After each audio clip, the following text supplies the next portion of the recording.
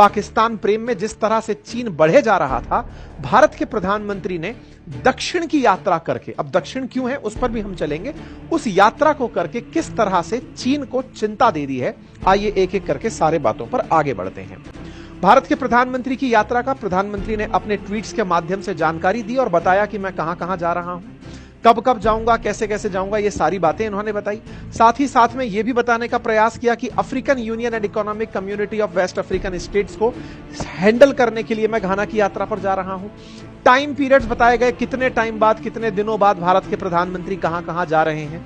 यात्रा को अगर नक्शे से देखें तो बहुत सी बातें समझ में आ जाती हैं। देखिए, वर्ल्ड को अगर हम एक ग्लोब पर माने तो ग्लोब में इक्वेटर से ऊपर नॉर्थ और इक्वेटर के नीचे साउथ माना जाता है। लेकिन इस नॉर्थ और साउथ को केवल इक्वेटर से कंसीडर किया जाए तब तो दुनिया शायद खूबसूरत होती, लेकिन अमीरी और गरीबी से अगर ट्रीट किया जाए तो यह दुनिया के अंदर सीधी एक डिवीजन को दिखाती है। ऐसा महसूस किया जाता है कि दुनिया में सारे अमीर जितने भी देश हैं वो उत्तर में बसते हैं और गरीब जो देश हैं या तो वो विकासशील हैं या फिर वो अल्प विकसित हैं। ऐसे जो देश हैं वो दक्षिण गोलार्ध में बसे हुए हैं। इन देशों में एक कॉमन चीज है कि ये डेवलपिंग है और लीस्ट डेवलप्ड है और इन सब में जनसंख्या ज्यादा है, लेकिन पैरेलली प्राकृतिक संसाधन भी बहुत है।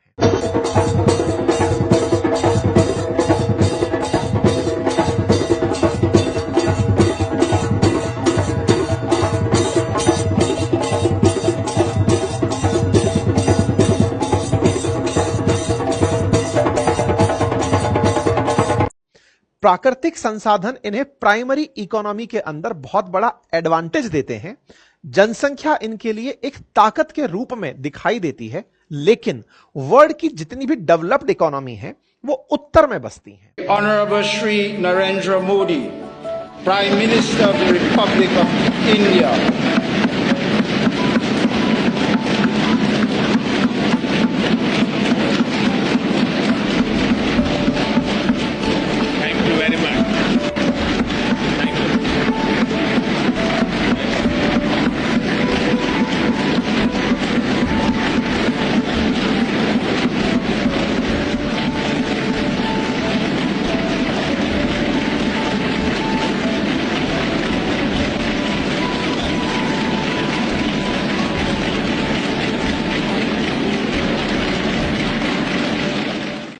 ऐसा नहीं है कि उत्तर ठंडा है इसलिए बसती हैं। होने को तो अंटार्कटिका भी ठंडा है, होने को तो ऑस्ट्रेलिया भी ठंडा है। ऐसे में ऑस्ट्रेलिया एक अपवाद स्वरूप दक्षिण में बसा देश है। इन देशों की जब भी चर्चा होती है, फिर चाहे साउथ अमेरिकी देश हो, अफ्रीकी देश हो, भारत या आसियान चाइनीज कंट्रीज हो, ये सारे की सारी जो जगह हैं इन्हें विकासशील यात्रा में माना जाता है।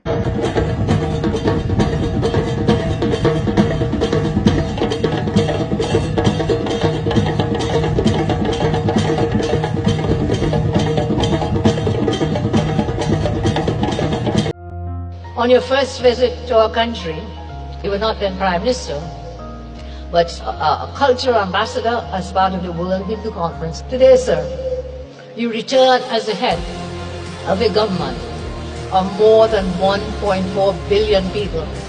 You return as a distinguished and celebrated leader whose influence transcends boundaries. We bow to you, sir.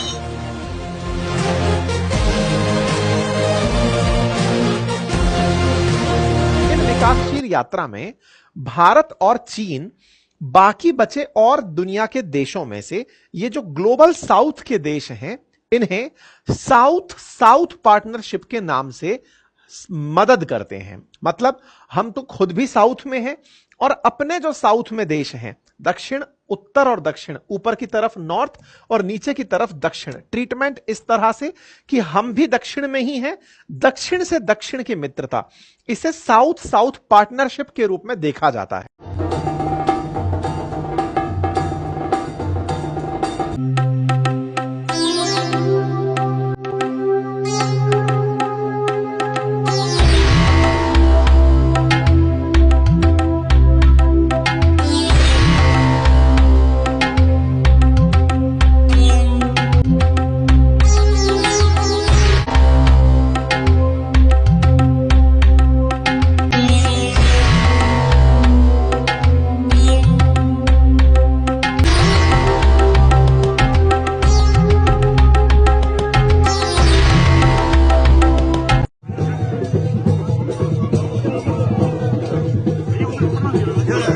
Jai Shri Ram.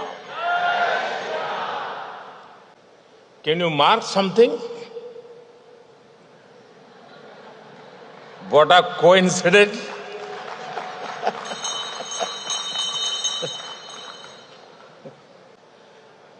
It is a matter of immense pride and joy for me to be with all of you this evening. I thank Prime Minister Kamala ji for her wonderful hospitality and kind words. Special greetings to Prime Minister Kamala ji for forming the government once again.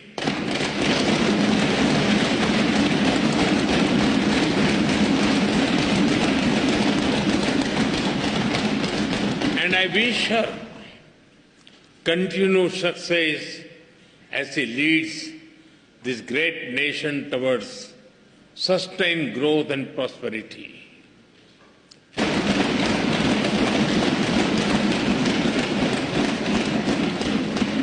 Trinidad Tobago will be a priority nation for us.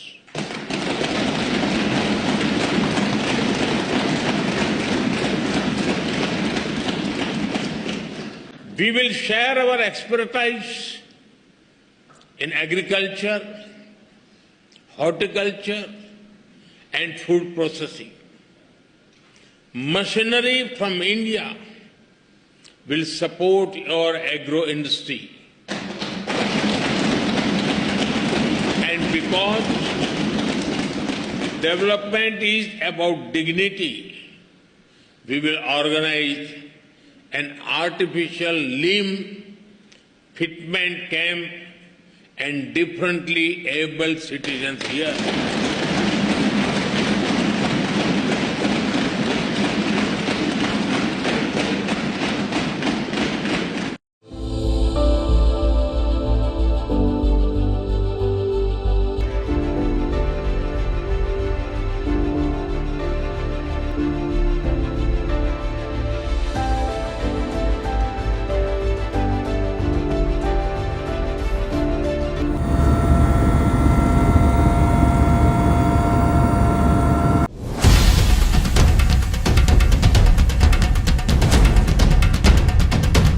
प्रधानमंत्री नरेंद्र मोदी 5 देशों की यात्रा पर हैं, लेकिन PM Modi की ये लंबी यात्रा साधारण नहीं है, क्योंकि इस यात्रा के दौरान जो कुछ हो रहा है वो असाधारण है। पीएम मोदी के विमान के इंतजार में खड़ी एक देश की पूरी संसद दिखेगी। इसके अलावा शेरवानी और सेहरा पहने एक विदेशी सांसद दिखेंगे। सवाल है कि यहाँ क्या चल रहा है? रणनीति और क्रोनोलॉजी के तहत इन 5 देशों में कदम रख रहे हैं। वो एक खतरनाक चक्रव्यूह जैसा डिजाइन क्यों बना रहा है? पीएम मोदी भारत से निकले और उसके बाद अफ्रीकी देश घाना पहुंचे। घाना से निकलने के बाद पीएम मोदी एक छोटे से कैरेबियन देश ट्रिनिडाड और टोबैगो पहुंचे। इसके बाद अर्जेंटीना का नंबर है। फिर ब्रिक्स सम्मेलन में शामिल होने के लिए पीएम मोदी ब्राजील पहुंचेंगे और आखिर में अफ्रीकी देश नामीबिया जाएंगे। इसके बाद पीएम मोदी भारत लौट आएंगे। आप यात्रा के पड़ाव और इस चक्रव्यूह को ध्यान से देखिए। ये कोई संयोग नहीं बल्कि एक बहुत सफल और रणनीतिक प्रयोग है।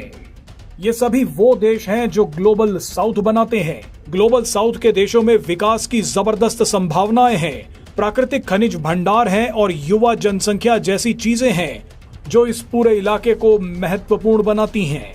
अब इसी ग्लोबल साउथ का लीडर बनने की रेस भारत और चीन के बीच में है। हालांकि इस रेस में पहले चीन आगे था, मगर अब भारत इस रेस में चीन के बराबर आकर खड़ा हो गया है और कुछ समय में चीन से आगे भी निकल जाएगा। ग्लोबल साउथ के जिन 2 बड़े महाद्वीपों पर भारत और चीन की टक्कर चल रही है, उनमें सबसे बड़ा है अफ्रीका और दूसरा है साउथ अमेरिका का एक बड़ा हिस्सा। पीएम मोदी अब इन्हीं 2 महाद्वीपों की यात्रा पर निकले हैं। अब आप पीएम मोदी के पहले पड़ाव को देखिए जो अफ्रीका में है। पीएम मोदी भारत से निकलने के बाद घाना पहुंचे। घाना में तेल, हीरे, बक्साइट, मैग्नीज और सोने के भंडार हैं। सोने के भंडारों की वजह से ही पश्चिमी देश घाना को गोल्ड कोस्ट कहते हैं।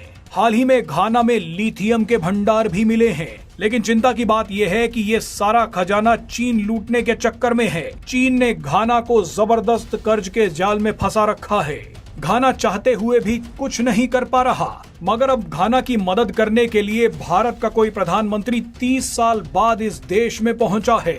भारत अब घाना में पकड़ बनाने और उसे चीन के जाल से निकालने के लिए वो सभी कदम उठा रहा है जो जरूरी हैं। भारत और घाना के बीच कई महत्वपूर्ण डील्स हुई हैं। घाना की लोकेशन और नेचुरल रिसोर्सेज दोनों भारत के लिए महत्वपूर्ण हैं। घाना ने पीएम मोदी को अपने देश का सर्वोच्च सम्मान दिया है। पीएम मोदी भारत के वो पहले प्रधानमंत्री बन गए हैं जिन्होंने घाना की संसद को संबोधित किया है।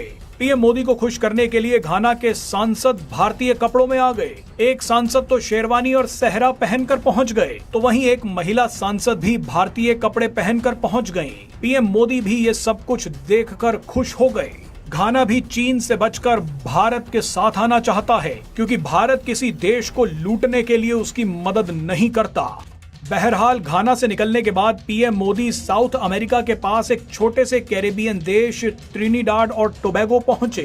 पीएम मोदी के स्वागत के लिए ट्रिनिडाड और टोबैगो के 42 सांसद और मंत्री पहले से ही एयरपोर्ट पर मौजूद थे। आपने कभी इस तरह का भव्य स्वागत देखा है? आपको जानकर हैरानी होगी कि ट्रिनिडाड और टोबैगो की 40% से ज्यादा आबादी भारतीय मूल की है। इनमें राष्ट्रपति क्रिस्टीन कार्ला कंगालू और प्रधानमंत्री कमला प्रसाद बिसेसर शामिल हैं।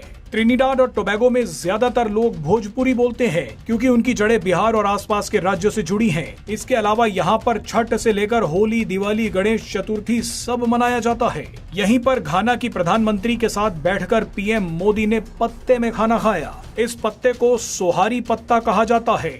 ट्रिनिडाड और टोबैगो भी बेहद ही स्ट्रेटेजिक लोकेशन पर स्थित है। इसके आसपास सभी देशों में तेल के प्रचुर भंडार हैं। खुद ट्रिनिडाड और टोबैगो में हाइड्रोकार्बन्स के भंडार मौजूद हैं। यहाँ से निकलने के बाद पीएम मोदी अर्जेंटीना पहुंच रहे हैं। अर्जेंटीना के पास दुनिया के दूसरे सबसे बड़े लिथियम भंडार हैं। इसके अलावा अर्जेंटीना के पास शेल गैस के भी दूसरे सबसे बड़े भंडार हैं। अर्जेंटीना के बाद पीएम मोदी ब्रिक्स सम्मेलन में शामिल होने के लिए ब्राजील पहुंचेंगे। ब्राजील के बाद पीएम मोदी नामीबिया आ रहे हैं। नामीबिया यूरेनियम भंडारों के मामले में तीसरे नंबर पर आता है। यानी ये पांचों देश खास और रणनीतिक जगह पर स्थित हैं। इन सभी के पास जबरदस्त प्राकृतिक भंडार हैं और अब ये सभी चीन से मुक्ति पाने के लिए भारत का हाथ पकड़ रहे हैं।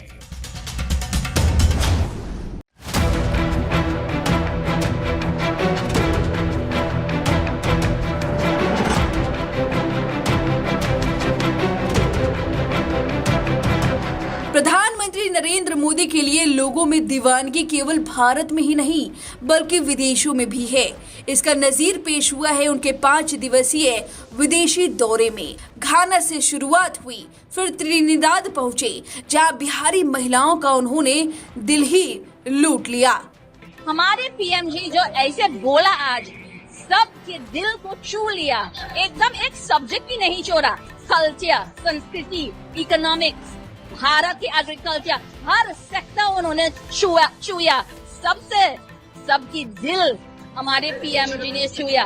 इतना थाली बजा रहे थे यहाँ, इतना उत्साह चल रहे थे यहाँ कि आज एक हिस्टोरिक डे हो गया है, केवल इस देश के लिए नहीं, भारत के लिए भी। इसके बाद प्रधानमंत्री मोदी पहुंचे हैं अर्जेंटीना, जहां उनका एक ऐसा फैन दिखा जिसके बारे में आप जानेंगे तो आपके भी होश उड़ जाएंगे। जहां प्रधानमंत्री मोदी की एक झलक देखने के लिए लोग बेताब रहते हैं। महिलाएं, बच्चे, बूढ़े उनसे मिलना चाहते हैं और ऐसे ही एक शख्स मोदी प्रेम में 400 किलोमीटर दूर अर्जेंटीना पहुंच गया। रिसोरिये से उसने अर्जेंटीना तक का सफर किया मात्र इसलिए क्योंकि वो पीएम मोदी से एक बात कहना चाहता था। उसने क्या कुछ बताया वो बताए उससे पहले आपको बता दे कि प्रधानमंत्री मोदी का विमान आधी रात अर्जेंटीना की राजधानी ब्यूनस आयर्स उतरा, जहां उनका भव्य पारंपरिक स्वागत किया गया। एजीजा अंतर्राष्ट्रीय हवाई अड्डे पर उन्हें गार्ड ऑफ ऑनर दिया गया। ये यात्रा कई मायने में अहम है क्योंकि 57 साल बाद पहली बार कोई भारतीय प्रधानमंत्री द्विपक्षीय यात्रा करने के लिए अर्जेंटीना पहुंचा है। इसके बाद उनका भव्य स्वागत हुआ, भारतीय नृत्य पेश किया गया और भारतीय प्रवासी उनसे मिलने के लिए बेताब दिखे। बच्चे, बूढ़े, महिलाएं सब बेसब्री से इंतजार कर रहे थे कि कब मोदी आएंगे और उनसे एक बार बात हो जाएगी।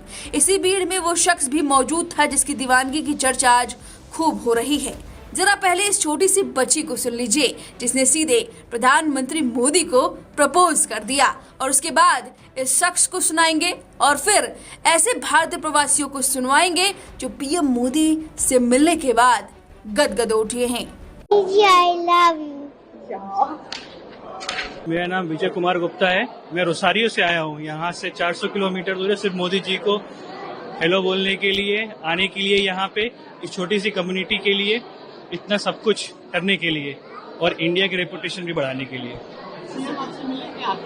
जी, उनको हाथ मिलाने का मुझे मौका मिला एक बार। जी, मैं तो वही बोलूंगा, Modi ji is the best. जोश काफी अच्छा है, काफी वो कहते हैं ना कि जोश is very high right now, और हमारा सौभाग्य है कि हम पीएम से यहाँ पे मिल रहे हैं, एक अर्जेंटीना, और हम चाहते हैं कि आने वाले टाइम पे अर्जेंटीना और भारत के संबंध और मजबूत बढ़े है। मैं यूपी से इंडिया, यहाँ पे 10 साल हो गए। जी, हम बहुत ज्यादा एक्साइटेड है सभी लोग कि पहली बार मोदी जी से मिलने का सौभाग्य लोगों को मिलेगा आज, और एक अलग सी फीलिंग है कि हमारे देश के प्रधानमंत्री अर्जेंटीना में आ रहे हैं और उनको देखने के लिए हम लोग बहुत ही ज्यादा एक्साइटेड हैं। तो इसीलिए हम यहाँ पे सब लोग इकट्ठे हुए हैं, बहुत ज्यादा खुश हैं अंदर से, क्योंकि इंडिया में तो ये सौभाग्य कभी हमें नसीब नहीं हुआ। तो यहाँ पे हमारा ये सपना पूरा हो रहा है कि अपने प्रधानमंत्री से मिल पाएंगे और उसके अलावा अपने बाकी कम्युनिटी के लोगों से भी रूबरू हो पाएंगे, इधर मिल पाएंगे। Hello, I'm Deborah and I love India and I love culture of India, mandalas, rangolis and Ayurvedic massage. So the spiritual vibes also, and everything is fantastic. Well, it was a life-changing experience for sure. We have been working hard for giving the best to represent these Indian dance forms with so much respect from our sides. So I'm really happy now. I think he enjoyed it. He was watching at us like very carefully, and he even congratulated us. So it was a very intense experience. Am I feeling happy now? Your name first of all on the camera. My name? Namaskar. I am Anandini Dasi. Anandini, how was your experience? You met Indian Prime Minister Modi. What sort of dance performance you performed in front of him? And how was the entire experience to meet Prime Minister Modi? Okay, we all feel such a honor, and we feel blessed. He seems to be a very simple person. I was really surprised about that because he was carrying the children, and observing our, small performance. So we were working so hard, to offer a proper welcoming to him, a very traditional one, because we want to work all together, just trying to spread the best of Indian culture, this sacred heritage, we all are working for that. And I really know that he's working, so hard to keep, to revive the greatness of Bharat. So we feel super honored for that. So thank you so much. Thank you so much. Sophia, you performed in front of Prime Minister Modi. How was your experience? If you can elaborate that, and what Prime Minister Modi told you.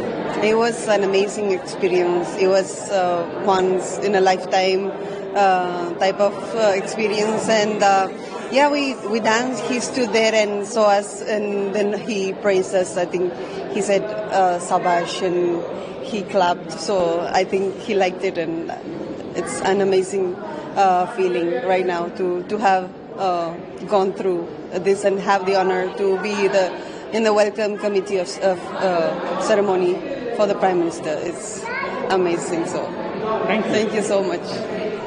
हम दोनों software engineer है यहाँ पे, मैं भी IT में job करती हूँ, एंड पता नहीं था कि यहाँ पे आने के बाद हमें मिलने का मौका मिला। मतलब बहुत अच्छा लग रहा है, कैन नॉट एक्सप्रेस देम। इनका ऑरा अलग है, उनको देख के इन पर्सन मिलने की खुशी अलग है। So we are really happy. Thank you.